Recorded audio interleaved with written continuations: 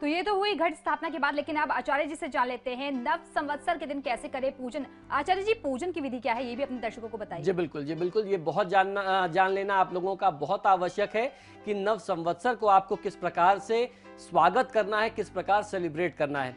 नव संवत्सर के दिन प्रातः नित्य कर्म करके तेल का उपटन लगा करके स्नान आदि करके शुद्ध हो जाएं और पवित्र होकर के हाथ में गंध, अक्षत, पुष्प और जल लेकर के देश काल का उच्चारण करने के साथ साथ अपने सुख समृद्धि की प्राप्ति की आप कामना कर सकते हैं सूर्यदेव से। ऐसा संकल्प कर नई बनी हुई चौरस चौकी या बालू की वेदी पर स्वच्छ श्वेत वस्त्र धारण करके और उसके ऊपर सफेद कपड़े बिछा करके उस पर हल्दी, केसर से या रंगे हुए अक्षत से, आप पीले हल्दी में उसको रंग सकते हैं, पीले रंग में अक्षत को रंग सकते हैं, उससे आपको अष्टदल कमल बना लेना है। अष्टदल कमल बना करके उस पर आपको ब्रह्मा जी की मूर्ति को स्थापित करना है और ब्रह्मा जी की मूर्ति को स्थापित करने के बाद गणेश अंबिका का आपको पूजन करना चाहिए। जो मंत्र मैं बताता हूं इससे आपको पूजन करना है। ओम ब्राह्मणे नमः, इस मंत्र से ब्रह्मा जी का आह्वान आदि करके उनका षोडशोपचार पूजन आपको करना चाहिए। पूजन के अनंतर विघ्नों का नाश और वर्ष के कल्याण कारक तथा शुभ होने के लिए ब्रह्मा जी से आपको विनम्र प्रार्थना और निवेदन करना चाहिए।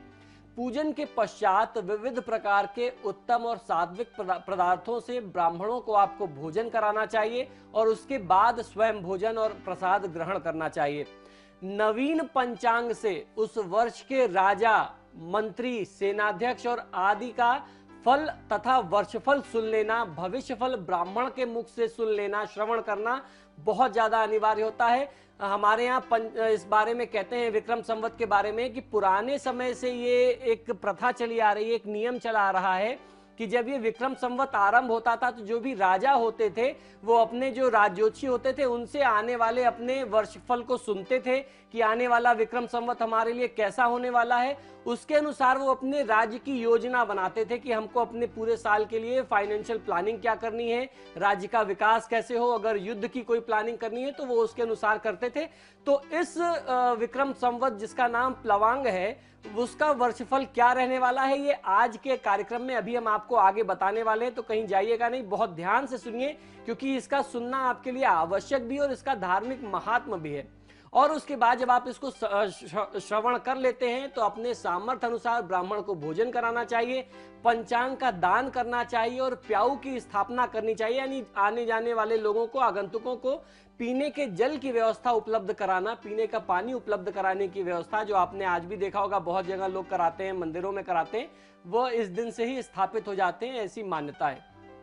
इस दिन नया वस्त्र धारण कर लेना चाहिए तथा घर को ध्वज, पताका, तोरण, वंदरवार, फूलों से सजाना चाहिए। पुष्पों से आप सजाएं, अगरबत्ती, धूप से आप सुगंधित करें। गुड़ी पड़वा के दिन नीम के कोमल पत्तों और उसके पुष्पों का, जो कोमल कोमल उसके पत्ते होते हैं, पुष्प होते हैं, उसका चूर्ण बना करके उसमें थोड़ी सी काली मिर्च, नमक, हींग, जीरा और मिश्री और अजवाइन मिला करके यदि आप खाते हैं चबा करके, अगर आप स्वयं ग्रहण करते हैं, अपने परिजनों को देते हैं, तो इससे किसी भी प्रकार का रुधिर विकार नहीं होता और आरोग्यता की प्राप्ति होती है। इसलिए कहते हैं कि अगर आप इन सारी चीजों का मिश्रण न भी ग्रहण कर सकें तो नीम की जो नई नई कोंपलें होती हैं उसको कम से कम 2-4 कोंपलें नव संवत्सर की तिथि में चैत्र नवरात्रि के पहले दिन चबा करके खा लेना चाहिए। इस व्रत में यथासंभव नदी, सरोवर अथवा घर पर ही स्नान करके संवत्सर की मूर्ति बना करके उसका चैत्राय नमः, वसंताय नमः आदि नामों से, मंत्रों से पूजन कर लेना चाहिए। विद्वानों द्वारा कलश स्थापना करा करके शक्ति आराधना का क्रम आरंभ कर नवमी को व्रत का पारायण कर शुभ कामनाओं की फल प्राप्ति हेतु मां जगदम्बा से मन से प्रार्थना करनी चाहिए। दिन भर भजन कीर्तन कर शुभ कार्य करते हुए परिजनों के साथ आनंद पूर्वक पूरे दिन को व्यतीत करना चाहिए, इन 9 दिनों को व्यतीत करना चाहिए। सभी जीव मात्र तथा प्रकृति के लिए मंगल कामना की प्रार्थना करनी चाहिए।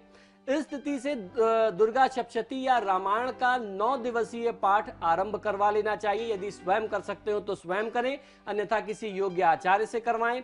और उसी दिन आपको ये संकल्प लेना है कि आज से ही परस्पर कटुता का भाव मिटा करके समता का भाव आपके अंदर स्थापित हो और आप समाज में, परिवार में स्थापित कर सके।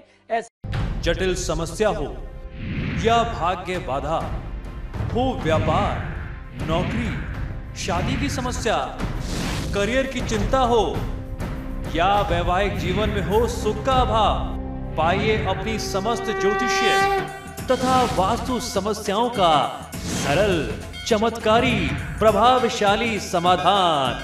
एक जाना माना और विश्वसनीय नाम, आचार्य पंडित श्री वैभवनाथ शर्मा जी, काशी के 400 वर्ष पुराने प्रतिष्ठित और अंतरराष्ट्रीय ख्याति प्राप्त राज ज्योतिषी परिवार की 8वीं पीढ़ी के ज्योतिषी और वास्तु शास्त्री आचार्य पंडित श्री वैभवनाथ शर्मा जी के द्वारा व्यक्तिगत या फिर फोन पर अपॉइंटमेंट लेने के लिए कॉल करें 9818-300-146, 9990-724-131 या फिर ईमेल करें sharma.vaibhav@gmail.com पर।